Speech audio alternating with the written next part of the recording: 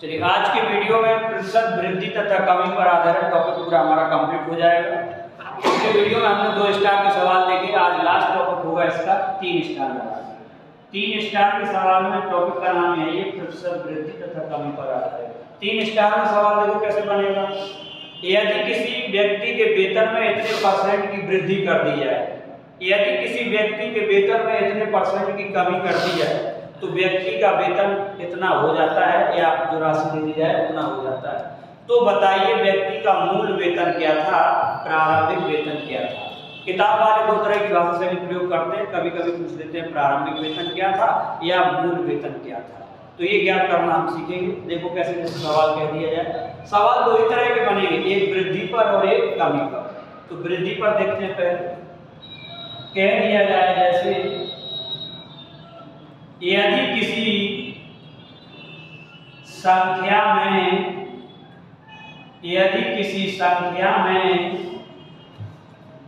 20% की वृद्धि कर दी जाए, यदि किसी संख्या में 20% की वृद्धि कर दी जाए तो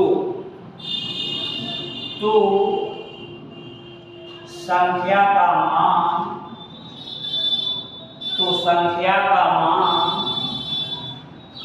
480 हो जाता है। तो संख्या का मान 480 हो जाता है। तो वह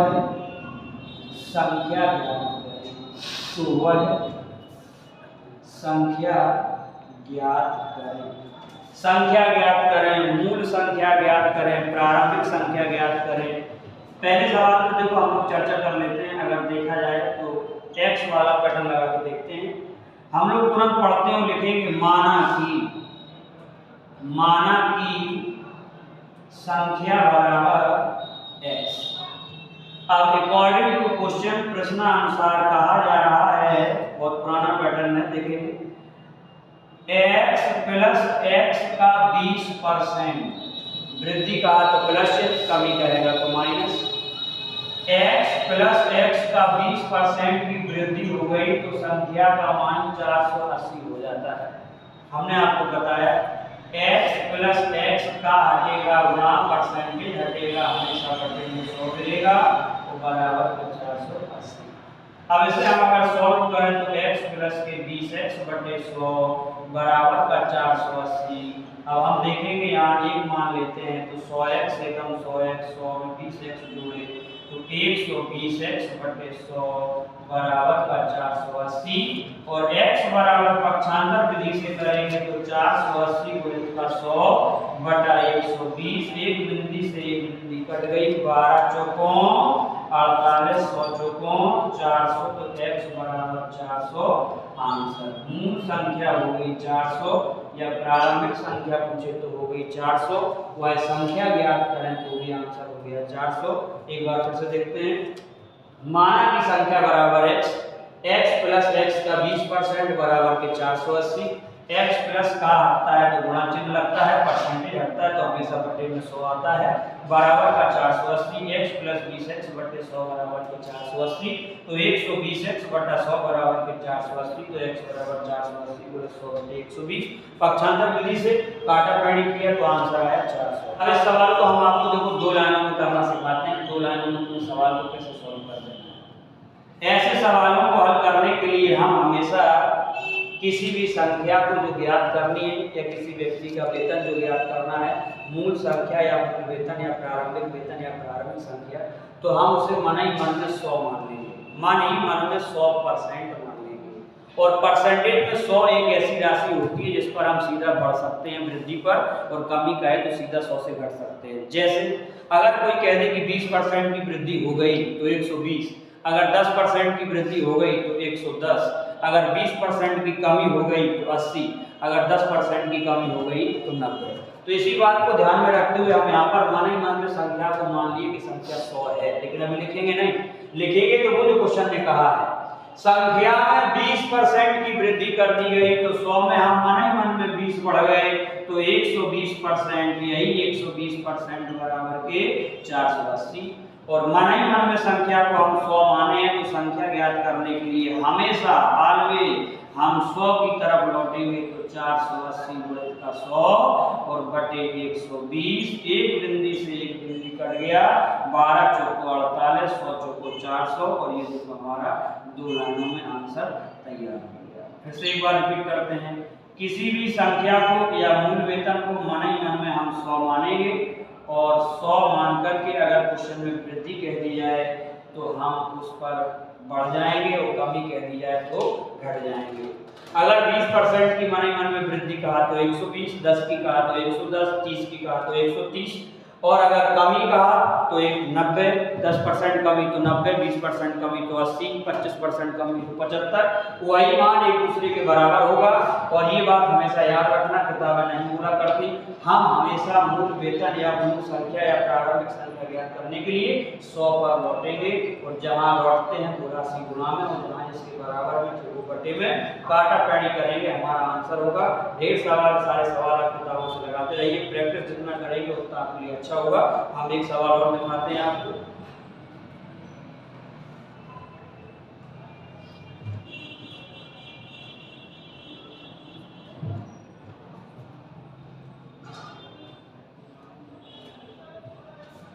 जैसे नेक्स्ट क्वेश्चन कह दिया जाए,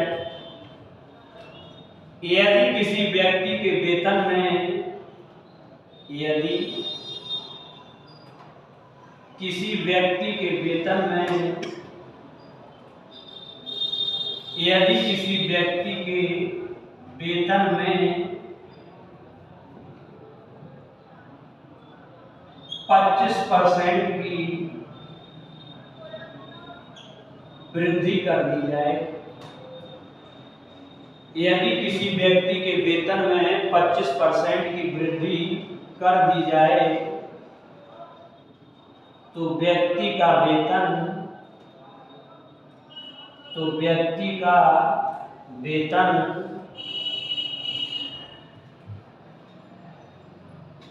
25,000 रुपए हो जाता है, 25,000 रुपए हो जाता है। तो व्यक्ति का प्रारंभिक वेतन ज्ञात करें, तो व्यक्ति का प्रारंभिक वेतन ज्ञात करें या मूल वेतन ज्ञात करें। तो व्यक्ति का प्रारंभिक वेतन ज्ञात करें। यदि किसी व्यक्ति के वेतन में 25% की वृद्धि कर दी जाए, तो व्यक्ति का वेतन 25,000 रुपए हो जाता है। तो व्यक्ति का प्रारंभिक वेतन ज्ञात करें या मूल वेतन ज्ञात करें। देखो, बेसिक हम आपको बता चुके हैं पहले में, हम स्टैटिक की सहायता लेते हैं। मन ही मन में 100 मानेंगे, और अगर क्वेश्चन में वृद्धि कह दी जाए तो 100 पे बढ़ जाएंगे, और कमी कह दी जाए तो 100 से घट जाएंगे। तो आप यहाँ से सीधा बढ़ गए, 125% बराबर का हो गया 25,000। ये वेतन हो गया उसका। तो पहले कितना था, हम 400 पे किए होंगे, तो 100% बराबर हो जाएगा 25,000 का 100 बटा 125, 125 दूनी 250। अब हमारा आंसर हो गया 20,000। बस यही हमें फाइंड करना होता है, और ये पेपर में क्वेश्चन खूब आता है, कभी कभी ना आता है, तो इसके लिए न्यू हमें आगे बढ़ाने के लिए ये इम्पोर्टेंट बहुत जरूरी है। अब हम 2 सवाल कमी पर देख लेते हैं, आप चाहें तो स्क्रीनशॉट ले लें। अगला क्वेश्चन,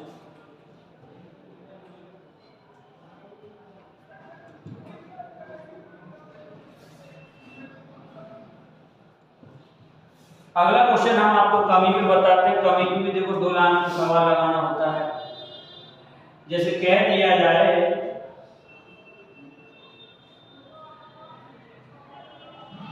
माधुरी के मासिक वेतन में, माधुरी के मासिक वेतन में 20% की कमी कर दी गई। माधुरी के मासिक वेतन में 20% की कमी कर दी गई, तो माधुरी का मासिक वेतन,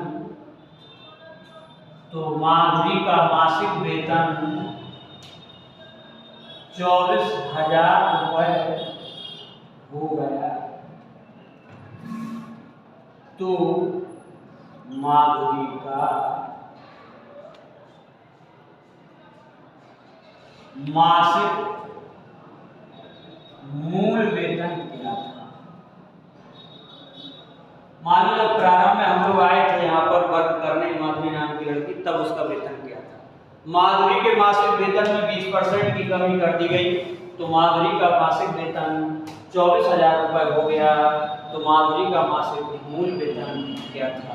तो देखो एक्स वाला प्रश्न खत्म है। आप मन ही मन में सोचिए, हमने आपको क्या बताया, मन ही मन में चाहे वृद्धि कहे चाहे कमी, मूल वेतन या प्रारंभिक वेतन 100 मानिए। तो ये हमारा हो गया 100% मान लिया। अगर यहाँ पर वृद्धि कहे तो 100 पे बढ़ जाते हैं, कमी कहे तो 100 से घट जाते हैं। तो हमने लिख लिया 100 में 20 की कमी हाल 80, और यही 80% का मान दिया जा रहा है। हमारा वेतन जो माधुरी का हो गया वो 24,000। और मूल वेतन ज्ञात करने के लिए हम 100% पर लौटते हैं। तो यहाँ पर हो जाएगा 24,000 गुणित 100, और बटे में जब 80 गिरेगा एक बिंदी से एक बिंदी खत्म, 8 तिया 24, ये देखो 30,000 रुपये आंसर। बहुत सरल है, आप लोग एकदम प्रयास करेंगे, बहुत सारे सवाल लगाएंगे किताबों से, तो आपको एकदम आसान होगा। प्रैक्टिस ही हमें महान बनाता है, बहुत अच्छी कैलकुलेशन स्ट्रांग होती है। एक और क्वेश्चन जल्दी से इसे देख लें। जैसे कह दिया जाए, अब इसी सवाल में देखो थोड़ा सा आगे सवाल भी बढ़ाते हैं। आप लोग यहाँ पर देखेंगे सवाल आगे कैसे बढ़ जाता है और हम लोग कैसे गलती कर लेते हैं। कह दिया जाए अंजलि के मासिक वेतन में, अंजलि के मासिक वेतन में 10% की कमी कर दी गई, कमी कर दी गई। अंजलि के मासिक वेतन में 10% की कमी कर दी गई, तो अंजलि का मासिक वेतन, तो अंजलि का मासिक वेतन 3600 रुपये हो जाता है। तो देखो यहाँ से दो तरह के सवाल निकलेंगे। हो जाता है तो डैश लगा दीजिए। देखो पहला सवाल बनाने की कोशिश करें। अंजलि का प्रारंभिक वेतन क्या था? अंजलि का प्रारंभिक वेतन क्या था? और इसी से कभी कभी ये सवाल ना पूछ करके दूसरा वाला पूछ लिया जाए, तो अंजलि का प्रारंभिक वार्षिक वेतन ज्ञात, वार्षिक वेतन ज्ञात करें। अब ये सवाल आ जाए तो बहुत बड़े सवाल छोड़ के चले जाते हैं, हमें सवाल छोड़ना नहीं। देखो हल करने का प्रोसेस एक से वही है। सबसे पहले आप क्या करेंगे, मन ही मन में 100 मान लिए कि अंजलि जब मूल काम करने आई थी तब इसका वेतन मान लो 100 था। अब हो सकता कमी क्यों कर दी गई, काम अच्छे से ना हो रहा हो, रिस्पॉन्स अच्छा ना दिया जा रहा हो, तो किसी ने वेतन में कमी कर दी, तो 90% बचा। 90% होने पर ये मान हो जाता है इसका 3600, लेकिन ये तय होके तो 100 पे आई थी। तो यहाँ पर 100% बराबर का जब मान निकलेगा तो 3600 गुणित का 100 बटे 90, एक बिंदी से बिंदी खत्म, चौकों 36, तो आंसर हो जाएगा 4000। तो पहले वाले क्वेश्चन का आंसर हो जाएगा अंजलि का प्रारंभिक वेतन था 4000 रुपये। हो सकता है ये काम अच्छे से ना कर पा रही हो, रिस्पॉन्स अच्छा ना दिया हो, तो मालिक ने इसका पेमेंट 10% काट दिया, तो इसका मान ये हो गया। तो प्रारंभिक मूल्य क्या था 4000। अब इसका अगला क्वेश्चन ये कह दिया गया तो अंजलि का प्रारंभिक वार्षिक वेतन क्या था। तो आपको कुछ नहीं करना है, दूसरे सवाल को हल करने के लिए आपको केवल इतना देखना है कि एक वर्ष में कै माह होते हैं 12, और ये एक माह का वेतन निकला है 4000। तो इसीलिए एक वर्ष में 12 माह होते हैं, तो एक वर्ष बराबर 12 माह है। तो इसीलिए अंजलि का वार्षिक वेतन जो है, वार्षिक वेतन हो जाएगा इसी 4000 रुपये में हम 12 का गुणा करा देंगे, तो 12 चौकों 48,000 रुपये आंसर। ये देखो हम आपको टॉपिक का समरी देते हैं, सारांश।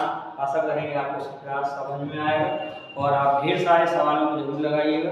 देखिए, प्रतिशत वृद्धि तथा कमी पर आधारित प्रश्न में यहाँ पर अधिकतर सवाल दो लैंग्वेजों में पाए जाते हैं, यदि किसी संख्या में या किसी व्यक्ति के वेतन में। अब वेतन में भी वो कहीं भी किसी वृद्धि या कमी की जा सकती है। अब कोई लड़का अगर ये पुटअप करे सर जी वृद्धि और कमी पर ही सवाल क्यों बनते हैं, दैनिक जीवन में हम दो ही गतिविधियां किसी के साथ कर सकते हैं। अगर उसका काम करने का तरीका अच्छा है, हम उससे खुश हुए, तो हम उसका खुशी के मारे वेतन बढ़ा सकते हैं, तो वृद्धि हो जाती है। तो कभी कभी हम उसको काम पर ले आए लेकिन उसने काम अच्छे से नहीं किया, तो हम उसका वेतन काट सकते हैं। इसी आधार पर उसका हटाना और आगे बढ़ना हो जाता है। कभी कभी जैसे मान लो हम भी कहीं पर बुलाए हैं, अगर हम काम अच्छे से करते हैं तो हमारा वेतन बढ़ने के चांस होते हैं, और अगर काम अच्छे से नहीं करते हैं तो हमारा वेतन कट होने के चांस होते हैं। तो प्रकृति के नियम से हमारी दो ही बातें होती है, एक वृद्धि पर और एक कमी पर। तो यहाँ पर मन ही मन में ऐसे सवालों को हल करने के लिए जब हमारा मूल वेतन पूछा जाए या प्रारंभिक संख्या पूछी जाए, तो हम इसे मन ही मन में 100% मानेंगे। सवाल में यदि वृद्धि कह दी जाए तो हम मन ही मन में 100 पे बढ़ जाएंगे। अगर कह दिया जाए 10% की वृद्धि तो 110, 20% की वृद्धि तो 120, 15% की वृद्धि तो 115। इसी तरह से अगर कमी कह दी जाए 10% की कमी तो 90, 20% की कमी तो 80। ये मान प्रश्न में दिए गए वैल्यू के बराबर होगा। अगर जो वृद्धि हो जाए या जो कमी हो जाए, 100 से बढ़ करके घट करके जो मान मिलेगा क्वेश्चन में दिया होगा वो हमारा उसी के बराबर होगा। और मूल वेतन या मूल संख्या या प्रारंभिक वेतन या प्रारंभिक संख्या ज्ञात करने के लिए ऑलवेज हमेशा हमें 100 पर लौटना है। इन बातों को एकदम कंठस्थ करना है। किसी किताब की कोई बात नहीं माननी है, तुम्हें ये बात एकदम कंठस्थ माननी है कि हमें मूल वेतन या प्रारंभिक वेतन ज्ञात करने के लिए 100 पे पहले लौटना है। और 100 पे लौटने के लिए इस तरह से आप प्रैक्टिस करेंगे तो आपको प्रयास आने लगेगा। और यहाँ से हमारा ये आंसर आ जाता है, काटाकाटी करेंगे ये आंसर आ जाता है। 100 पे कुल मिला के लौटना है। सवालों के ढेर सारे आप सवाल लगाइएगा। वीडियो को लाइक करें, सब्सक्राइब करें और चैनल को आगे बढ़ाएं। जय हिंद।